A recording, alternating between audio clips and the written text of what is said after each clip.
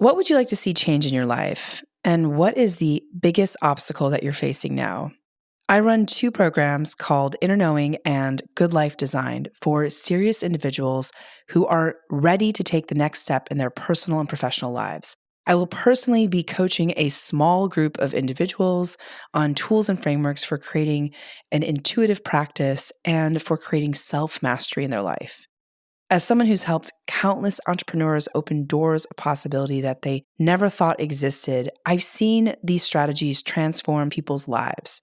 The best part is that you'll 10x your output, unlock your creative genius. I'll work with you weekly to overcome your limiting beliefs. I'll teach you how to create clarity, processes, develop your intuition, and set a new framework on how to live your best life. And you'll get access to guided meditations that I have personally created that are not available anywhere else. We'll create a new self-concept that you can practice moving forward. This method is so effective that even if you don't have a lot of time or if you think you're not ready for a change, these frameworks and methodologies will still work for you. You can check out the link in the show notes to join the waiting list, and you can also check out what some of the previous clients had to say about our time together. It's first come, first serve, and I hope to see you there. Hi, my name is Yasmin Tarehi, and this is Gateways to Awakening, where we host one-on-one conversations with leading experts in wellness, well-being, spirituality, and consciousness. On today's episode, I speak with Dawson Church PhD. He's an award-winning science writer with 3 best-selling books to his credit. The Genie in Your Genes was the first book to demonstrate that emotions drive gene expression.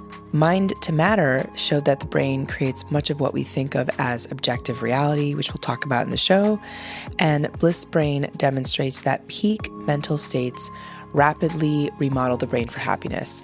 Dr. Church did his undergraduate and graduate work at Baylor University, and he also obtained his doctorate at Holos University under the supervision of Harvard-trained neurosurgeon Norm Shealey, MD, PhD, and the founder of the American Holistic Medical Association. So without further ado, welcome to the show, Dawson. Yasmin, it's such a pleasure to be here. Thanks for having me. So Dawson, to kick it off, you say that there is a middle ground to the idea that thoughts become things. Can you tell us what you mean by that? Yes, and there are obvious ways in which thoughts cannot become things. Like, I can't look out of the window of my office here and have the thought, gee, I'd like to have a $75 million super yacht in my backyard, and one appears in my backyard. That sort of thing is clearly impossible. And there are people who say that with thought, all things are possible, and there are limits. And they're pretty obvious. I mean, there are limits to what we can do. So, and those absurd limits really aren't there. But also, between the mundane, I want a drink of water, and I go to the sink and fill up a cup, that I can manifest. I can't manifest the super yacht, but the middle ground of what we can manifest is actually quite large. We're manifesting, for example, molecules in our bodies all the time. With a single negative thought, I can create cortisol. With a single positive thought, I can create oxytocin, DHEA, and other hormones and neurotransmitters. And so our minds are creating things like molecules all the time. And then they're also creating molecules outside our bodies. For example, research shows that when you have healing intentions and you hold that glass of water, that those healing intentions actually change the molecular bonds between the hydrogen and oxygen atoms. So all kinds of things are shifting outside of our bodies as well as inside, based simply on the content of our minds. So can we break that down, Dawson? Why are our thoughts so important? I want to really walk through kind of like the sequence of events that happens with our thoughts, because I think a lot of people are pretty confused, and I think a lot of us spend most of our day in repetitive thoughts, right? So can you tell us why are our thoughts so important? Our thoughts are repetitive, and our brains developed over the course of evolution to have repetitive thoughts for a really good reason. And so if you can just imagine if you sat down to tie your shoelaces and try to figure it out for the first time, like it was the first time every time, or you picked up a fork and had to figure out each time how to stick it into a piece of broccoli. So you want to have brain that functions on autopilot most of the time for most things. And that's really useful. And the trouble is that most of us have set up autopilot for all kinds of rumination, reflection that doesn't serve us.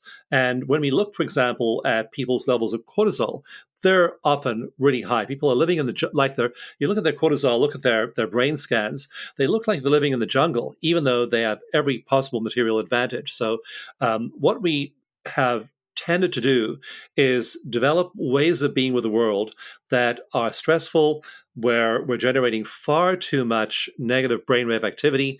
We're scanning the horizon for stuff that's wrong, which, again, for your ancestor 100,000 years ago, it was totally adaptive. And it was a survival skill, essential survival skill, to scan the horizon looking for the tiger in the grass or the snake in the tree limb. But that kind of hypervigilance now means we apply those survival skills to looking for, funny example. My daughter was back recently visiting me, and she's in her 20s, and she had a pimple. And she talked about this pimple several times a day. She was obsessed with this pimple. And here she is, this wonderful young human being, just brilliant, accomplished. And when she looks at herself in the mirror, all she sees is a pimple. And so we're used to seeing the pimple in our finances, in our partners, in our jobs, in our societies, where we hunt obsessively for what's wrong. And we deprive ourselves of the glory, of the majesty, of the magnificence, of the awe of how much is right in ourselves and in our worlds all the time. So that negativity bias that served our ancestors so well is driving our cortisol up, is producing that repetitive negative thinking, is making that routine. And that in turn is triggering diseases like Alzheimer's.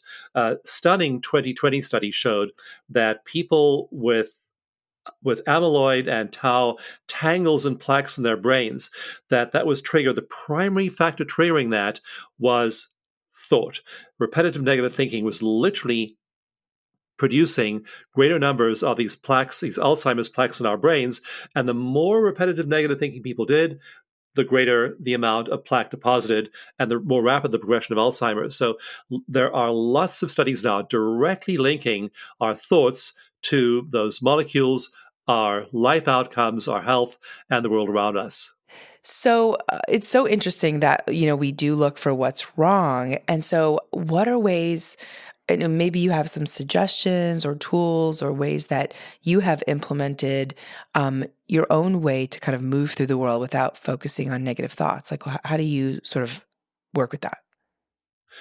It is really hard to change, Yasmin. It is really hard to shift that pattern because it's built into us over the course of millions of years of evolution. And so how do you change it? And back along the road 2,500 years ago, the Buddha said meditation. Meditation is the way. So in Hinduism and Buddhism and Eastern religions, they developed meditation. And then Christianity, Judaism had other ways of doing it.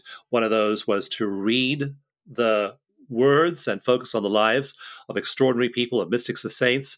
So there have been various ways of us trying to shift this.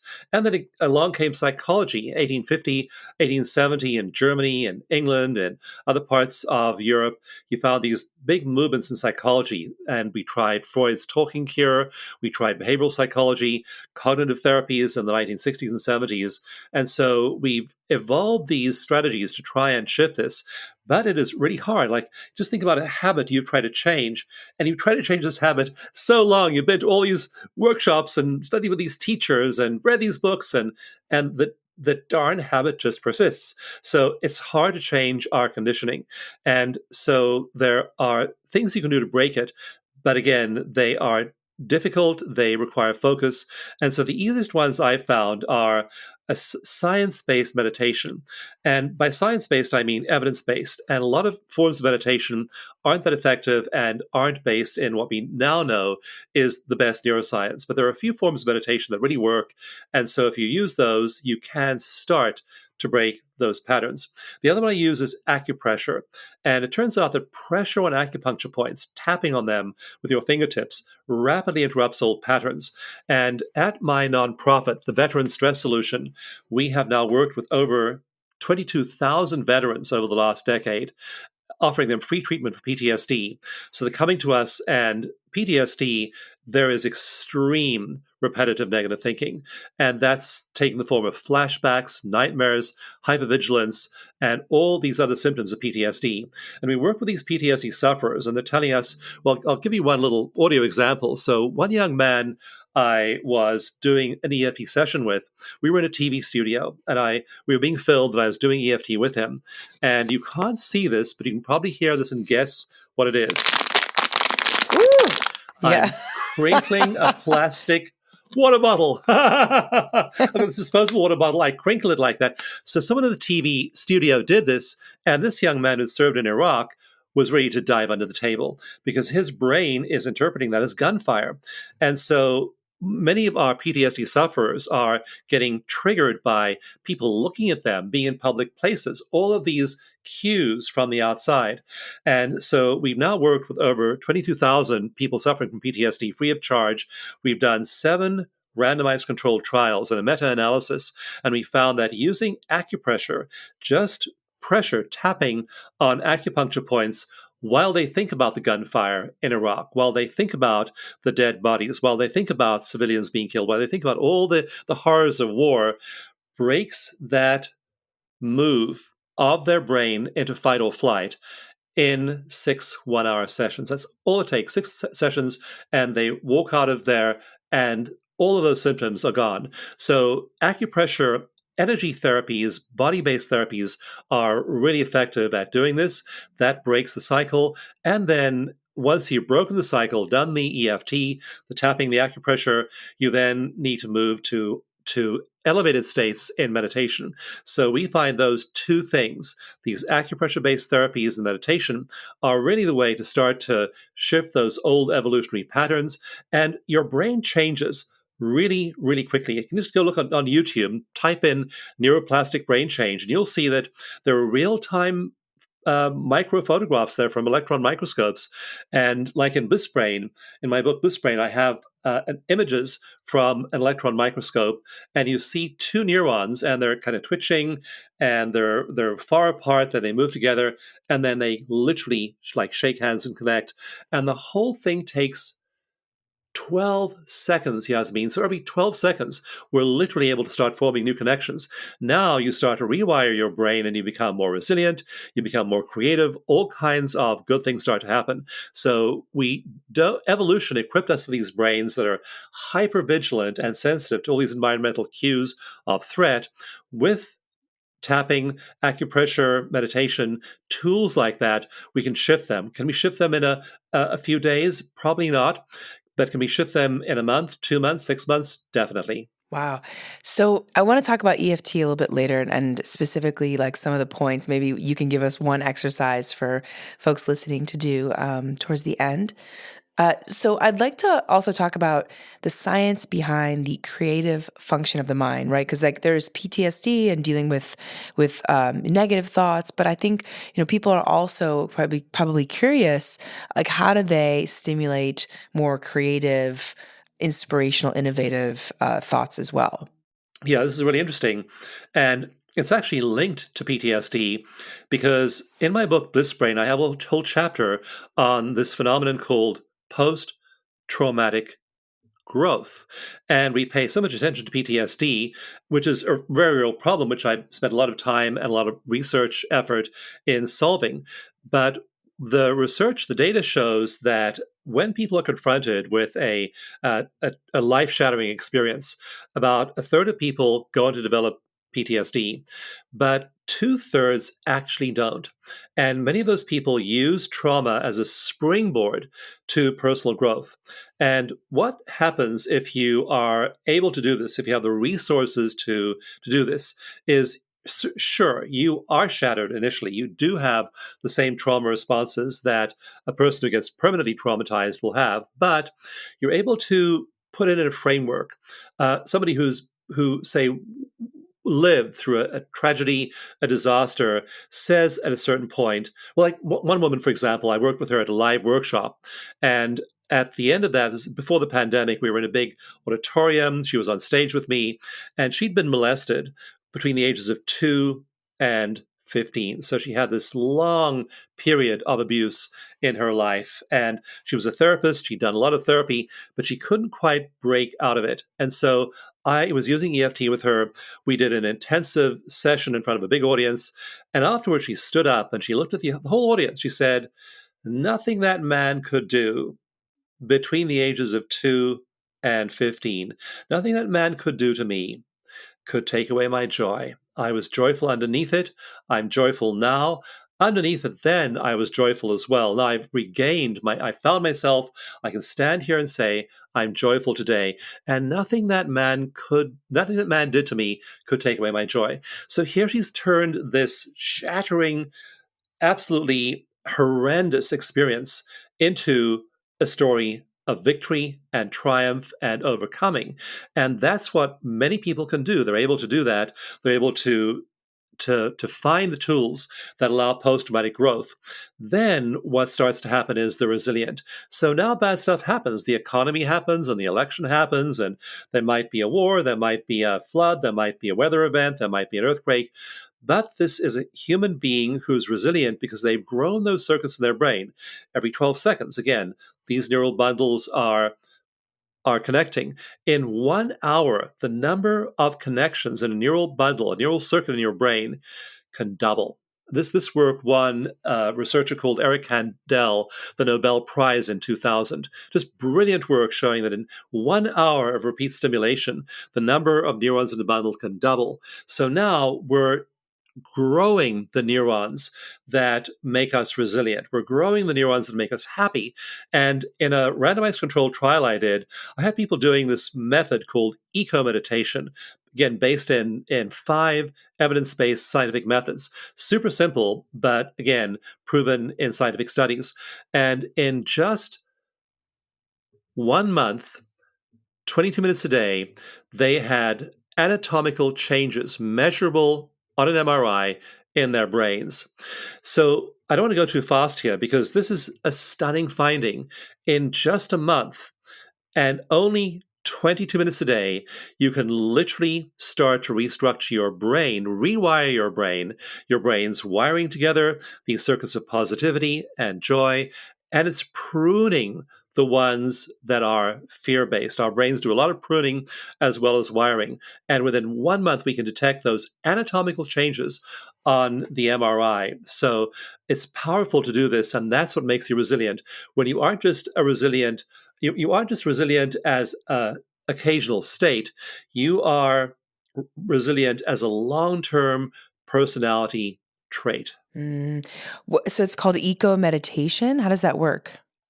Meditation, I am a terrible meditator. I learned to meditate on a spiritual community when I was 15 years old, and I never been able to do it very, very easily or effectively. So I worked with some colleagues in like around 2008, 2009, and we figured out a way of stacking EFT tapping and heart coherence from heart math, like the quick coherence technique, and mindfulness and self-hypnosis and neurofeedback, biofeedback into a group of practices that people do. And it takes about 5 minutes. And suddenly, without any attempt to still the mind, without any belief, any religion, any teacher, any guru, most people drop into a really deep, relaxed, but alert state. And so doing eco meditation is what changes brain function and helps us shift very quickly and starts to remodel the brain. Wow, fascinating. I have your book on EFT in front of me as well, and I've just been so interested in how that particular practice will can shift so much in the brain. But I can imagine that taking all these modalities together would just be a supercharged way of really tapping into the operating system of the mind body connection. So Dawson, can you talk about how energy builds up matter? Because I think a lot of people listening probably don't understand that. Yeah, so energy, if you think of Einstein's equation, E equals mc squared, energy, E is on one side of the equal sign, matter, is on the other side of the equal sign. So energy and matter, and they have a relationship.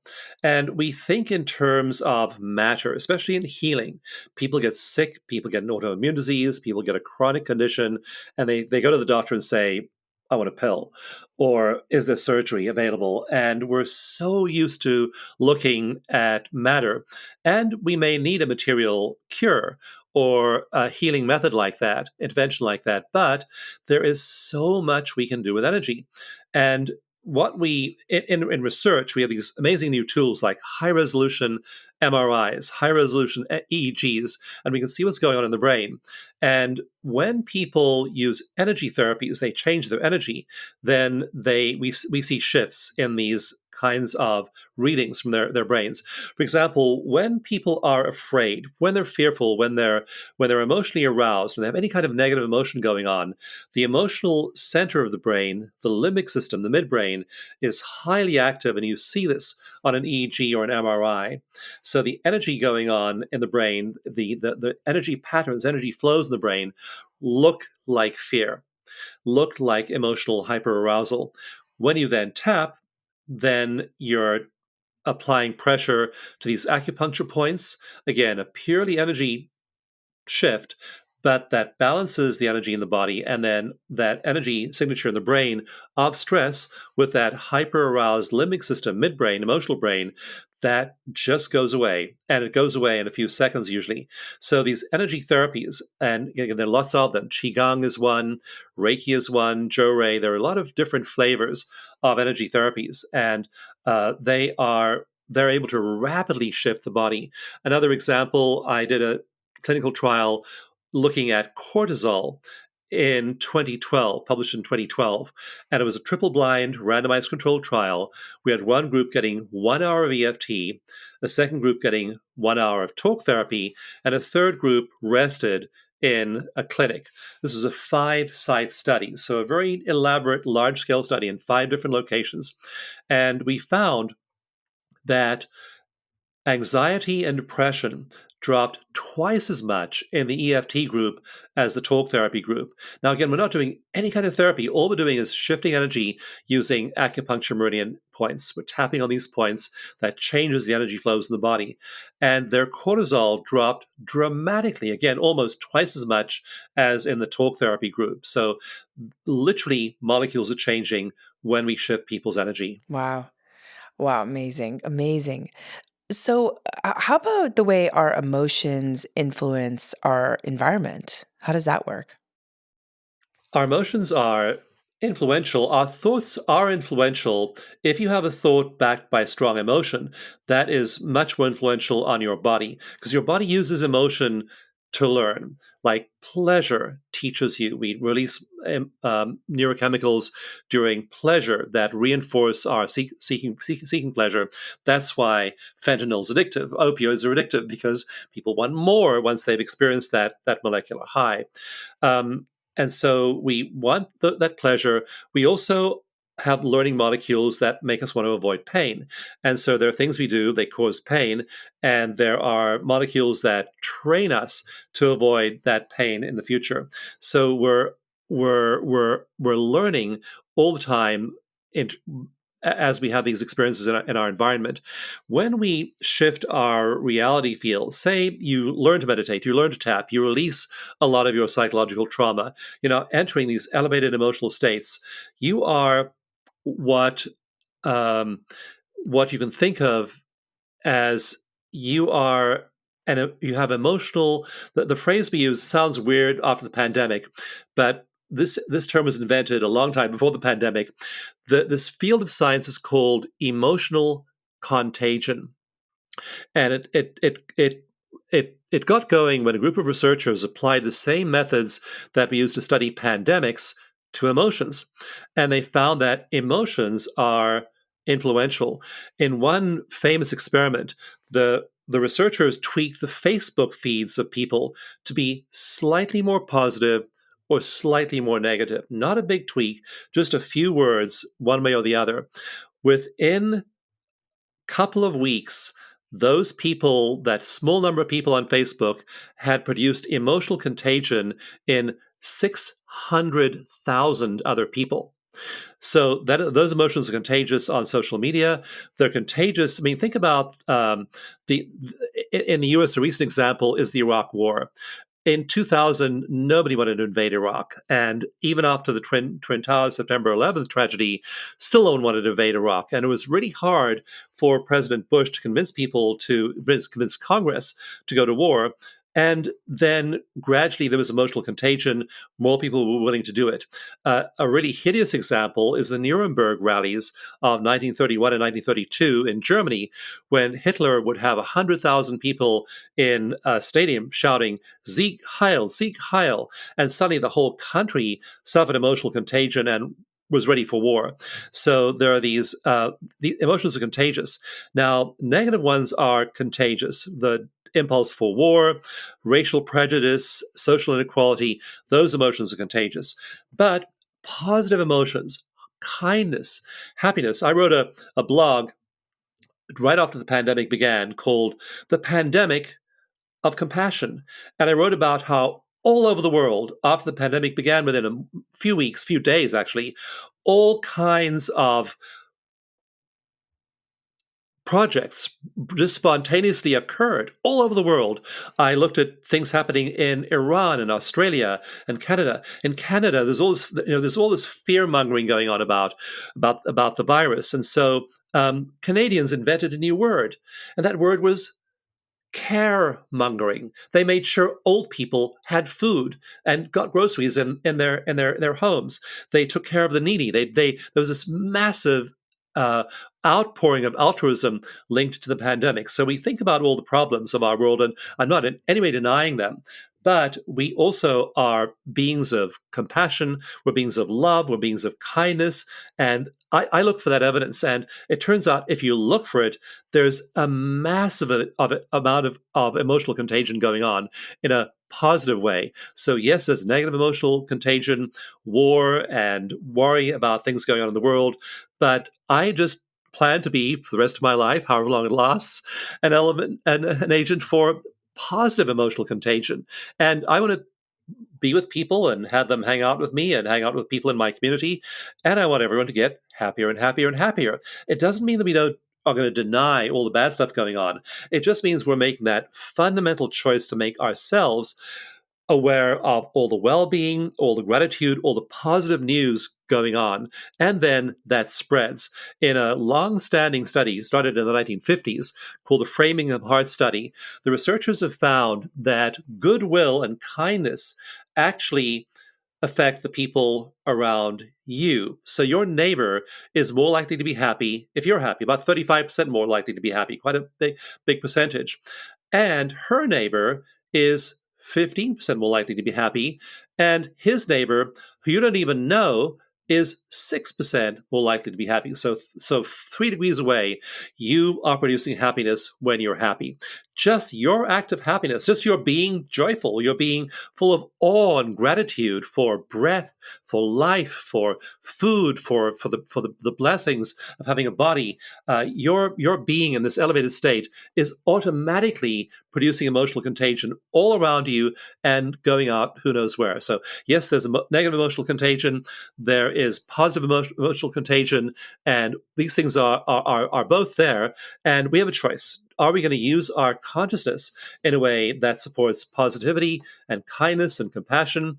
Or are we going to get sucked into this sort of mass hysteria that's always available, and we can just say no and make a different choice? Amazing. That's so beautiful. And what a reminder that our emotions are really, they are infectious around us, for lack of a better word. And I think that, I've noticed that if I'm in let's say a bad mood, I wouldn't actually put myself in a public place. I would actually try to regulate myself first before going out into public, or I'd meditate or dance or do qigong. And it's so interesting because I think a lot of people, we tend to go outwards to find, even if we're in a bad place. And I think that it really is our responsibility to listen and be thoughtful about how we're showing up in rooms and places and spaces. So Love yourself, be compassionate on yourself when you're in that space. I'm so glad you do know how to correct yourself, Yasmin. You're doing something proactive to do that. And you're not inflicting your bad mood on people around you. You're realizing it's you, not the world. You're correcting yourself, and then you're able to influence the world. That's a beautiful way to approach it. Thank you. Thank you. So, Dawson, I want to understand how energy regulates our DNA and the cells of our bodies. One remarkable experiment was done by a therapist in Florida called Beth Maharaj, and she did a gene test with people before and after an EFT session. And she found that after a 1 hour EFT tapping session, that 72 genes were significantly upregulated. Their action was dialed up. Genes that code for protection against breast cancer, prostate cancer, throat cancer, and intestinal cancer. She found that genes that are responsible for tuning our body's metabolism were dialed up. She found that genes that are responsible for increasing the insulation around the neurons in our memory and learning centers were dialed up.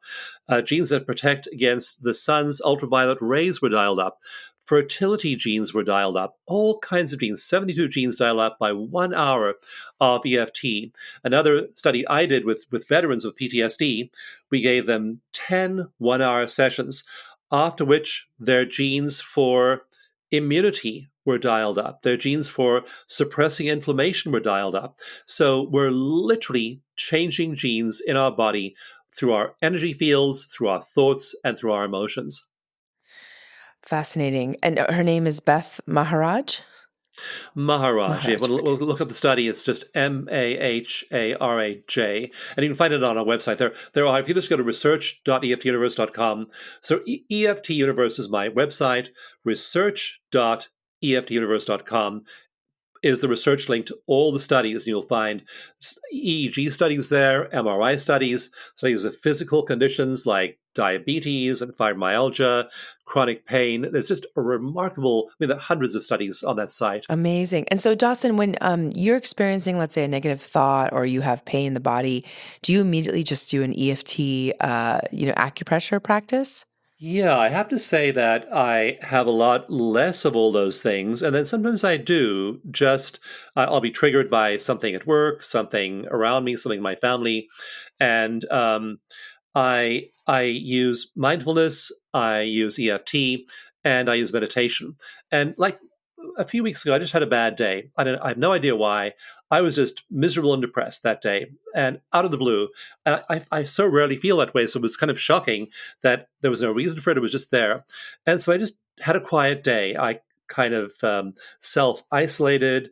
I read, I meditated, I tapped, and I was able to correct myself and come back strong the next day. And you find also that those negative times, negative moods don't last all that long. You do have them. Sometimes they're triggered by your biorhythms, sometimes they're triggered by external events. But if you have these tools, then you can apply them. And even if you do have a day that's less than optimal, for one thing, you start to have a lot more optimal days.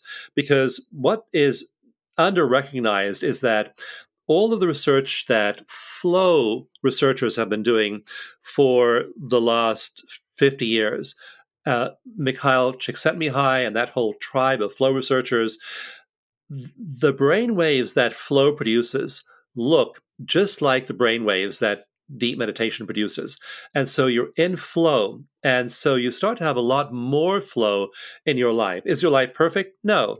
If there's a tornado that tears through your town, you're still going to get affected. So it's not like there's some kind of magic wand that happens and you have a perfect life. But again, you're resilient and you have the internal skills to cope even with those difficulties. Yeah, I love that so much. And so I want to talk a little bit about EFT, and we can go back to some of the other questions about consciousness, because I want to understand the process. Could you give us maybe a easier example for folks listening in, how we can, maybe some of the one or two acupressure points that release stress, or perhaps could just be useful for our everyday life? Yeah, the basic EFT routine uses 7 essential points, which are on the end points of acupuncture meridians. And so you can just tap on those. If you go to my website, you can download a free EFT mini manual, look at the diagram in the back, and you'll see lots of videos too of people tapping. Just follow along with them. And there's one point in particular that I emphasize, and that's on the small intestine meridian. And if you just look at your hand and then take three fingers of the other hand and tap just below your little finger on the side of your palm, that is the correction point for any kind of persistent energy imbalance in your body. And just tapping there can be a powerful release. And then tapping on your heart, another great spot on your central meridian, can quickly help you shift. So there's a little routine. It takes about 2 minutes to do. There's some eye movements involved. There are tapping on these points. But as you do that, you very quickly shift. And we're not talking about just Westerners with say worry about the economy. We've done humanitarian projects with orphans in Rwanda whose parents were slaughtered during the 1994 genocide. We've done a lot of work with orphans in Haiti who lost their parents in the big Haiti earthquake in 2010. So we've worked with people in countries where there are very few resources, and we've seen people who are severely impacted by trauma just recover using EFT. Is it good for trauma? It's good for trauma. It's also good for small things. If you're worried, I had a wonderful experience recently where this woman in a workshop stood up and said, Dawson, I don't have a big story for you. I'm not going to tell you I recovered from fibromyalgia as the woman who just spoke before me did. I haven't recovered from cancer. It's not nothing big. She said, but I have had low-level anxiety for 50 years. My whole life I've had just this uneasy feeling that something bad was about to happen. I've had this my whole life long, and it's gone. So sometimes it's the big stuff, sometimes it's the small stuff, but EFT really helps us shift and move into this state of equilibrium. Wow. That is so awesome. I've heard great stories about EFT and have also practiced a little bit of it myself. So I'm excited to dive in a little bit more. What about in terms of your perspective on reality? To take it back to some of the earlier questions, do you believe that our reality is truly subjective? And I mean, what has been your experience, of people being able to kind of shift their realities and understand like how much their thoughts and emotions and consciousness actually shifts the external world? In Mind to Matter, I trace every single link in the chain between thought and thing, both inside and outside the body. And so there's really good evidence for that. In fact, when I began writing the book, I knew I'd find some evidence for that. I had no idea I'd wind up with a whole bunch of bulletproof evidence, far more than I'd put in one book. And then I wrote Bliss Brain after that because I wanted to explain these extraordinary states that people get into. And so to take a step back to the earlier part of your question, we are consciousness. The great Jesuit philosopher of the 1950s, Teilhard de Chardin, said we are spiritual beings on a human path. And he coined this term, the noosphere, or the psychosphere, as some philosophers call it, the sum of consciousness on Earth. And so we're more than the sum of consciousness on Earth. There's consciousness as the structure and foundation of the universe. The universe is a conscious universe. In my book, Mind to Matter, I talk about the four forces of physics and the remarkable experiments showing that all four forces of physics are affected by something. So there's some other force that underlies and affects and can shape all four forces of physics. Just one of those, for example, is electromagnetism. And electromagnetism should be constant. If you have a monitor in a room, it should have about the same value all day, every day. These things don't change a lot.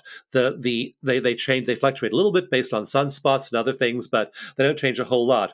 In one study done with a healer friend of mine, he was working on healing mice with cancer. And these mice were in a cage in one laboratory in one building in university, and under the cage there was a device measuring the electromagnetic field of the room that the mouse's cage were in. There was a second control cage of mice in a different lab, different building in the university, and then at random intervals, he had a pager. The pager went off, and at those moments, he would send healing energy to those mice with cancer in only the experimental room, only the one room, not the other. The mice recovered from terminal cancer, for one thing. But the second thing was that the device measuring electromagnetism in the control group was just flat, just measuring random background electromagnetism.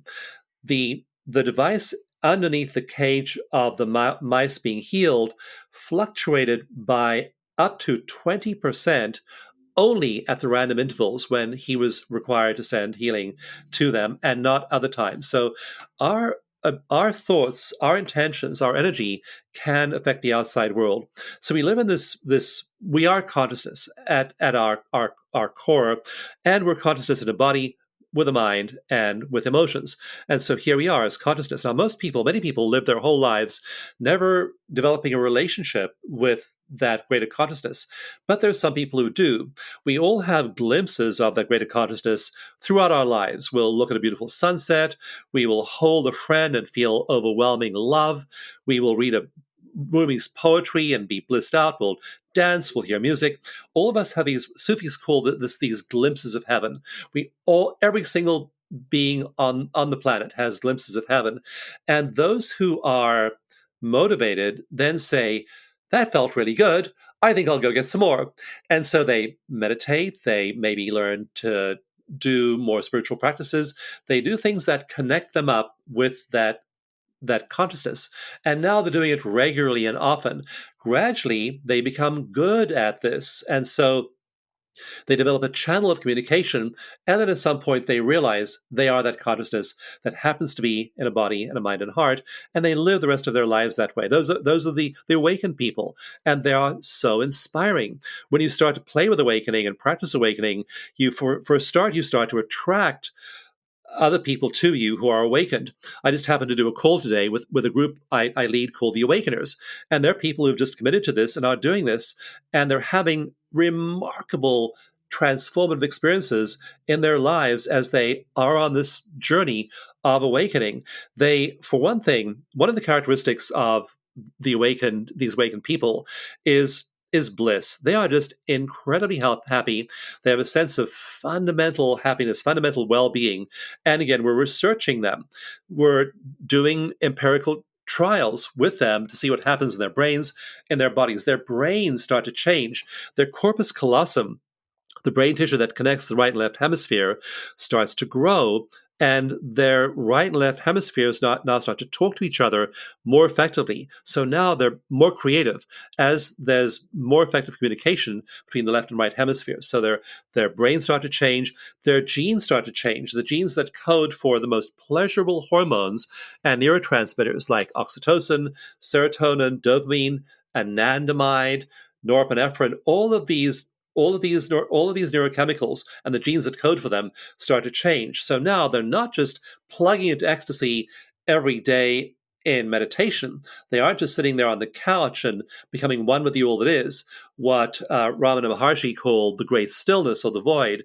Ramana Maharshi was a great Indian teacher of the early 20th century. And so a lot of Westerners learned about non-duality and hooking up with consciousness through him and his teachings and people who learned with him. But they're doing this in the morning.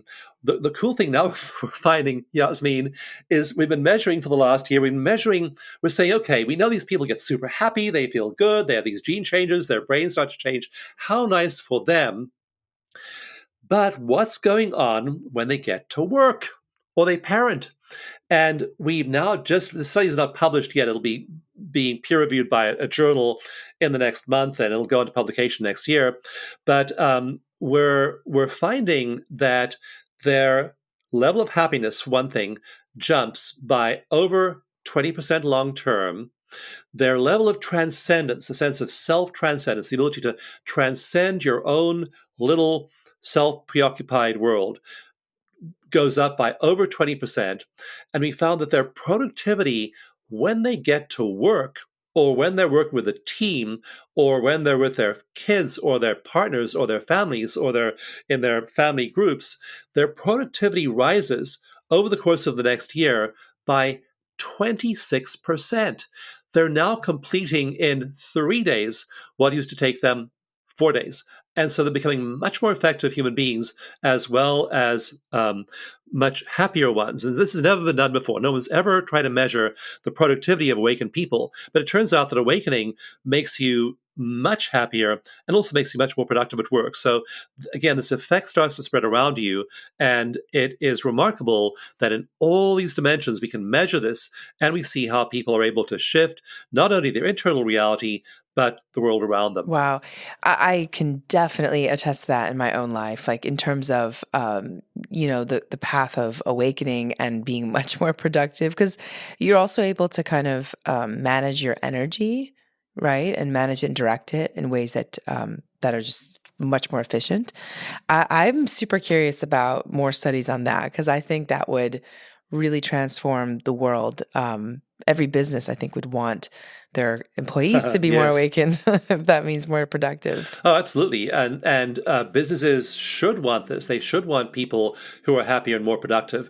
But they're also going to be more compassionate, and they're not going to be anything like ruthless or or playing blame or judgment games. So that whole that's going to change the culture of the workplace. Right, right, absolutely. So in your book, you quote physicist Niels Bohr, and you say, if quantum mechanics, or you quote him saying, if quantum mechanics hasn't profoundly shocked you, you haven't understood it yet. Can you tell me what you think he meant by this? The subatomic world is just seriously weird. I mean, think about quantum tunneling, where you have an electron being in two places at the same time, and then winking out of existence or waking out and waking back into existence. I mean, there's all kinds of things happening at the subatomic level that just make no sense with classical Newtonian physics. And then these phenomena that all the four forces of physics are affected by consciousness and by our consciousness. The most obvious way that's been measured now for, well, about 200 years is the observer effect, is that photons and electrons behave differently when they're observed than when they're not observed. Uh, so that's showing us that the act of observation is able to change the material world down to the level of subatomic particles. So we're discovering these effects, and they really violate what we think of as the normal world of time and space. So as we get into this inquiry, we start to read about this research. We start to find out more about this. It often raises more questions than answers. But we don't need to know all of this to live happy lives. We just have to know that we are one with something larger than ourselves. What we're discovering now too is you don't want to just meditate and bliss out and feel good and have and move into this sense of being one with all that is. You want passion.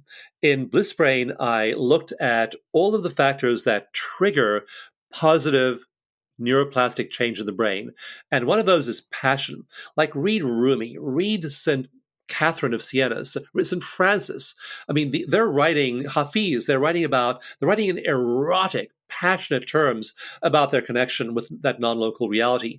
And so if you have that kind of passion, it turns out this triggers brain change more quickly. And so we want to not just have sterile lives of sitting on a couch and trying to smile and feel good. We want passion. We want a sense of vibrant connection with that larger reality. This new field is called relational spirituality. Like I have a new course called A 21-Day Walk with Your Higher Power. And what you do in that course is you have a direct relationship using some of the tools from Vedanta and Ramana Maharshi, but also from neuroscience. And neuroscience is letting us filter those tools and give people the most effective ones. And so people learn to have this passionate relationship with their higher power. And this again is turning on all those genes, turning on all those neurotransmitters, and shifting people really quickly. So this field is called relational spirituality. The newest research shows it changes gene expression, it changes brain function, and that passion turbocharges that connection. And suddenly you're channeling wisdom, you're channeling information, you're channeling inspiration from those greater realms into your daily life. And I've learned not to sweat too much about problems I have at work, in my nonprofit work. What I found is just meditate. and the answers will just come to you. You'll wake up one morning and this knotty, difficult problem you could not solve at the level of your local mind, your local reality, suddenly you've been meditating and the answer just pops into your mind, and it's at a level of elegance you just couldn't have figured out at that level of your everyday mind. So this is why. I mean, Einstein, for example, got his theory of relativity in a dream, and he said that every great scientific discovery has been made in a non-ordinary state of consciousness. And so you might download music or poetry or architecture or education. Who knows what you might do if you are making space, making time every day for that connection with non-local mind, with all of consciousness.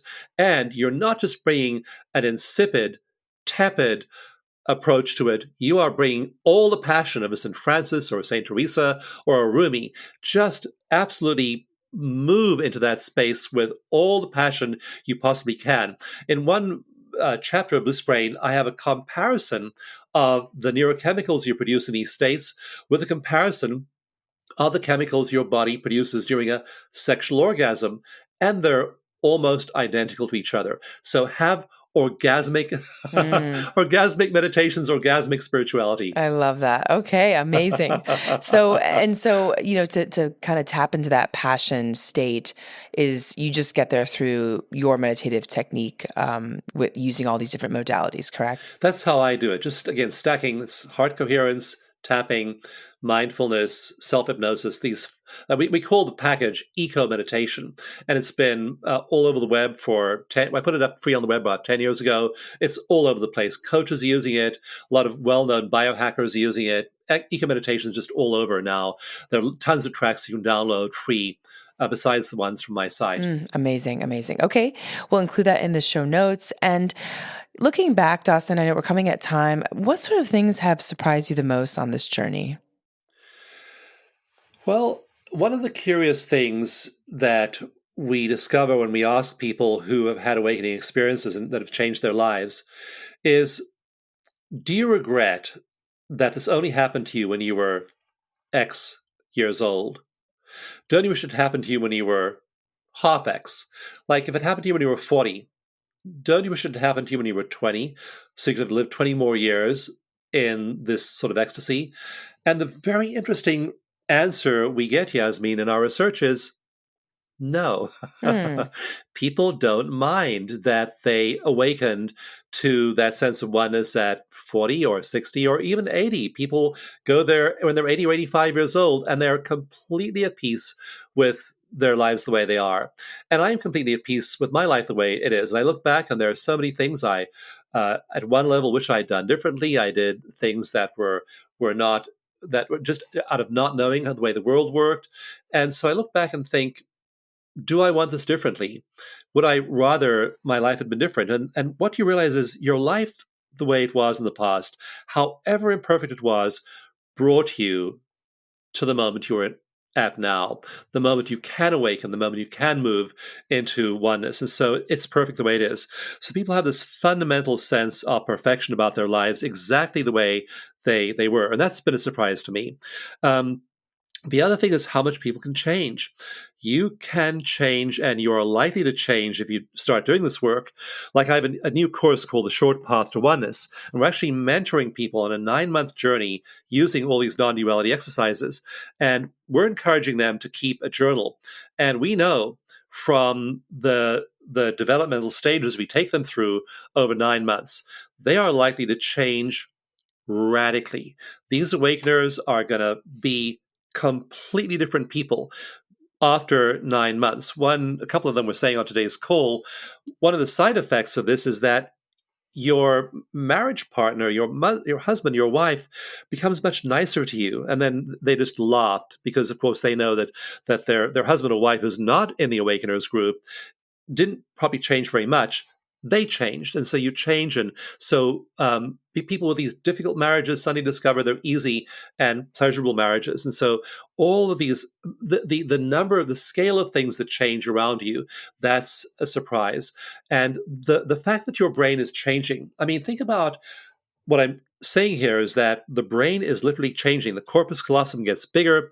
The center of the brain that is responsible for suffering, the mid-prefrontal cortex that starts to become less active, the insula that governs all the pleasure emotions, all the positive emotions like compassion, gratitude, joy, awe, that becomes more active. And so what people don't realize is the fact that our brain anatomy changes means that we can, if we're doing this consciously and taking control of our lives and our activities and our thoughts and our emotions, we're changing our brains and we're becoming a whole different person. And I don't think we've yet grasped how profound that is, because no other species on Earth ever has had the superpower of changing the anatomy of its brain and not doing it over like 50 generations, like in Darwinian time. We're doing this, we can do this within a month, 2 months. We're seeing significant brain change. So I think that's the big surprise. And I think we're now starting to realize in science that this phenomenon called neural plasticity has potentially radical ramifications for individuals and for society. So I think those are some of the big surprises to me, the big aha moments for me in the last while. And I wrote Bliss Brain after I wrote it in the months after a shattering personal tragedy. I was shaken awake one morning, early one morning by my wife. It was 12:45 a.m.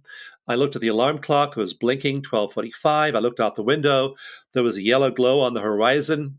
I ran outside, and there was a massive wildfire moving toward our house in Northern California. And it reached the house just as we literally ran through the house, grabbing our phones, throwing on clothes, and sprinting for the car and driving out through the flames.